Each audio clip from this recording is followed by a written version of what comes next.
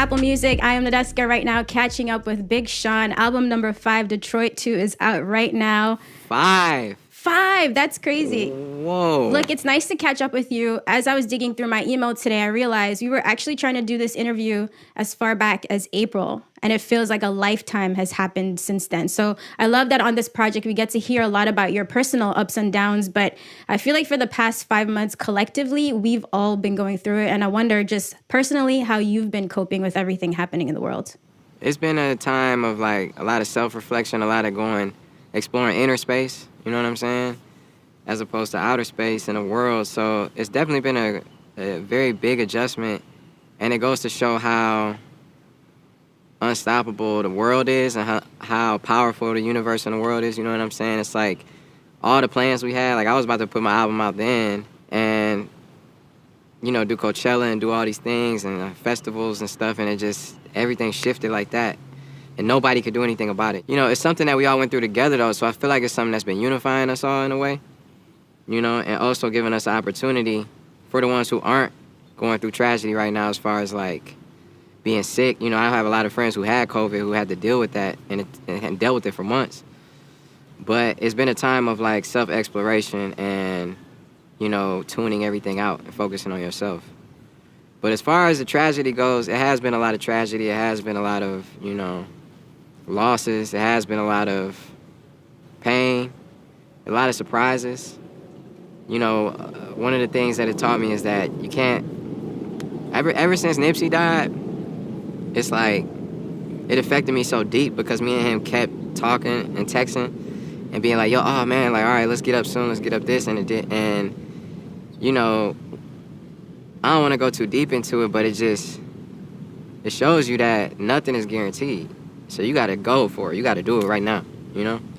You know, I do want to get deep into it at some points because one of my favorite songs on the project, you touch on relationships, and that's something I definitely want to talk to you about. I think the more you live and the more you experience and the more you work, the more you realize that relationships really are just the most important thing in your life. But before we get to that, as you're rolling out Detroit 2, there's a little bit of nostalgia, which I think is very comforting to all of us. You know, you sort of rolling out these little visual previews just like you did 8 years ago. And I remember that point that you dropped the mixtape. That was such a big moment coming off a great debut album. I think Mercy was going crazy at the time. Click was coming up soon. There was a lot happening in your career. So I'm wondering, thinking back to the moment that you dropped the tape, which I think we're releasing this almost exactly 8 years to the day. How are you feeling then? And does anything feel similar in your life or your career at this moment? Yeah, absolutely. Like, I think that's why I called it Detroit 2, because it felt like, in a way, I was returning back to, like, definitely the essence of myself, but I have been already taking time to explore myself and to, like, dive deep into my head, because I feel like I had some issues going on, you know? I felt like I had I felt broken inside, you know? I felt like I had maxed out and I was wiped out and I was burnt out.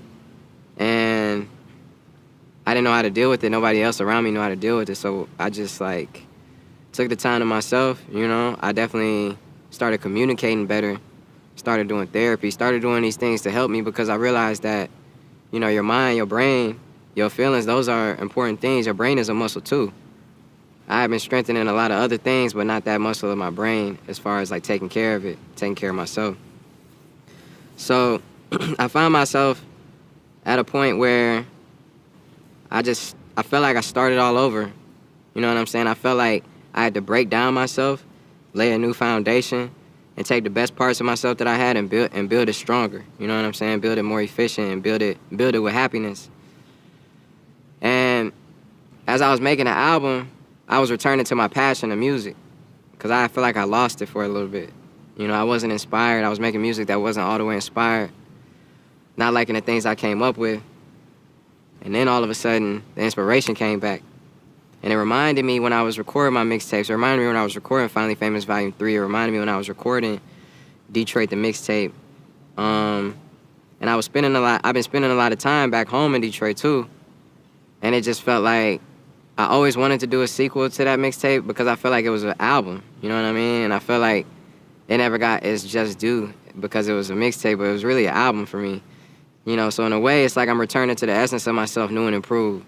You know, so I feel like the Detroit 2 meaning and the city right now is popping. It's like going through a whole renaissance. Besides the COVID and everything, it's like it's the most beautiful, the most rich it's ever been. And it made me who I am. So I'm gonna highlight that. I'm gonna put it on display. Yo, I love it. When you drop Deep Reverence, I was really happy to hear you say that you're back and you're ready for another 10-year run, because all of the things that you just described, as a fan, it was pretty obvious. You could hear that even in a song like No More Interviews. It sounded like you were going through a lot, and it made sense. You're 10 years in, 10 years plus at this point. So it's really good to hear that you've worked through all of that, and now you're back making music that you're happy about. And you've also described Detroit as mentality, right? Is there a way for you to articulate what that mentality is? Yeah, because the mentality of Detroit is it's a city that, when you think back to the history of Detroit, the roots are so deep as far as the music, as far as the historical aspects of it. So when I say it's a mentality, Detroit is a place where nothing was ever handed to us. We'll go through the worst situations ever. We'll be only city to be bankrupt in America. We the blackest city in America. We're Chocolate City. And a lot of opportunities were never given to us. Like, I came up around people and, where I'm from, where we really had to get it. And no matter what was happening, even if there were no jobs, we had to make it work. We had to survive. So to me, that's that mentality that I feel like when you come from the city, and people who know people from Detroit, they all have a similar mentality. Like, they never are too good for anything.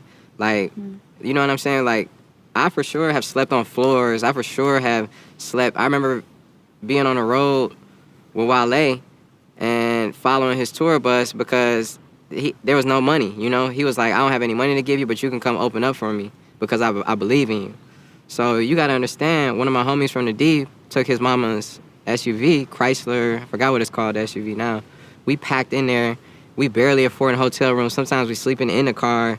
Sometimes we all sleeping in the room. Sometimes, I'll sleep in the bed every night. Sometimes I'll let my homie get to bed because it's like there's only one bed in there. I'll sleep in a tub. I'll put a blanket in a tub, sleep in a tub. You know what I mean? Because I'm going to need him to drive 12 hours. You know what I mean? So it was just like, you got to understand that the mentality that we had was get it by any means, Just like by any means necessary. That's Detroit Red. You know what I mean? That's that mentality. That's one of the things that stands out to me a lot in your early albums and mixtapes. I feel like you were always having a good time, having fun, because you work so hard to get all of those things, right? But then we've also heard you talk about the fact that you felt like at some point you were just going so hard that you didn't have a chance to enjoy life, and that could burn anyone out. But then on Harder Than My Demons, it's nice to hear you shift it to now not just working hard, but working smart. What does working smarter mean to you at this point in your career? Working smarter means a lot of things in my career right now. It means that you work based on how you feel.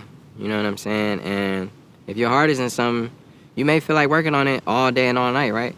But if you're really in tune with yourself, there are times where before, if I didn't feel like doing something, I would still do it because I felt like that's what I was supposed to be doing. You know what I mean? I feel like it was the job. I got to be doing it. But really, I've learned that if I feel like going to the gun range or going to play basketball or going to the movies or going to chill or write, that really may help me the next time I'm in the studio. And the work that I spent 16 hours on, I could come back and do it in 30 minutes, for real. When you feel like it. So you got to pay attention to your feelings.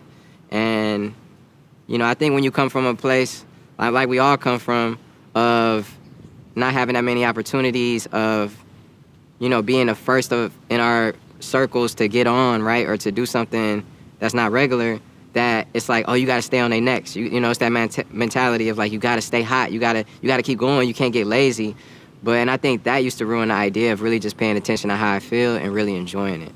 That's a very good point. I love Wale, and I love that you guys still have a relationship and that he's on this album. But I've had a bone to pick with him for No Days Off, right? He was the biggest supporter, waving the flag for No Days Off. And at a certain point, like 10 years in, you're like, nah, I would love a couple days off just to reset and figure out if I'm even going, in the right direction. So how have you learned, and how long did it take you to learn just to take care of yourself? Like in this new music, I love that you're opening up. It's okay that you don't love to do a lot of interviews, that you don't like to be super public facing, but you're going through a lot of things that a lot of us have been going through, dealing with a lot of anxiety and feeling depressed and upset and not really knowing how to sort through those emotions. So when did you finally realize that you just needed to invest that time in taking care of you? When I had no other choice. When I tried to, I feel like I was broken, I would try and be in the studio. I couldn't think of anything. I would try to feel good, and I couldn't feel good. And I feel like if you do anything for 10 years, right? Or, I mean, for me, it was longer. That was like how long I've been professionally doing it. But I've been rapping since I was 11. You know what I'm saying? That's what I said I wanted to be when I was 11. And that was when I wrote my first rap and rapped it for my mom. She was the first person I rapped to. And when you do anything for 10 years plus, whether it's like, even if you're a manager at a fast food restaurant, if you flipping burgers for 10 years, if you're a lawyer, if you're a musician, if you're a journalist, you know, you might lose some of that passion. You might lose some of that fire for it. You know, you might be ready either for something else, or in my case, I just had to rediscover it, you know, and at one point I thought I was done. I thought I was like, maybe I shouldn't even be doing music anymore. Maybe I did it and that's it. But then I was like, nah, once I started taking care of myself, I started thinking of things differently. I started approaching songs differently. And I had that hunger back. You know, I'm hungry on these songs. Like on that song with Nip, on the song with Wayne, it's like I'm just hungry. And I feel like I got a lot to prove to myself, you know, to elevating yourself in all aspects can be spread to the world. Because I feel like my life purpose is inspiration, to inspire. So that's what I'm here for, and I feel like the best way I can do that right now is through my music.